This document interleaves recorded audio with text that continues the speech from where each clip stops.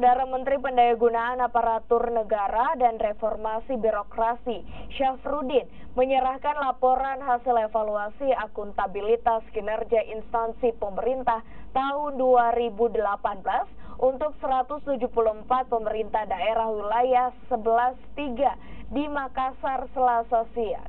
Daerah Istimewa Yogyakarta keluar sebagai penerima penghargaan tertinggi SAKIP dengan nilai AA di susul Provinsi Jawa Tengah, Jawa Barat, dan Jawa Timur, serta Kalimantan Selatan dengan nilai A.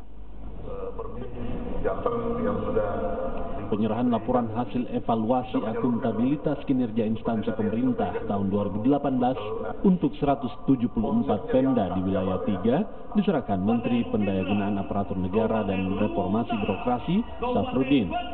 Daerah Istimewa Yogyakarta keluar sebagai provinsi dengan hasil evaluasi akuntabilitas kinerja pemerintah provinsi terbaik se-Indonesia dengan predikat AA yang merupakan predikat tertinggi. Predikat AA baru pertama kali diserahkan pada pemerintah provinsi dan diterima langsung Gubernur Yogyakarta Sri Sultan Hamengkubuwono X. Hasil evaluasi akuntabilitas kinerja pemerintah provinsi dengan predikat A diraih Jawa Tengah yang diterima Gubernur Jawa Tengah Ganjar Pranowo. Untuk kabupaten kota dengan predikat A diraih Kabupaten Sleman, Kabupaten Bantul, dan Kabupaten Kulon Progo. Untuk Sulawesi Selatan sebagai tuan rumah kegiatan ini mendapatkan hasil evaluasi akuntabilitas kinerja pemerintah provinsi dengan predikat B. Menurut Menpan RB, Syafruddin, program SAKIP dinilai efisien dalam tata kelola pemerintahan. Dengan program ini ada lonjakan perbaikan kinerja dan tata kelola di seluruh Indonesia, di mana ada efisiensi anggaran daerah diantaranya 65,1 triliun. SAKIP ke 10 provinsi dan 170-an ya, 170-an kabupaten dan kota.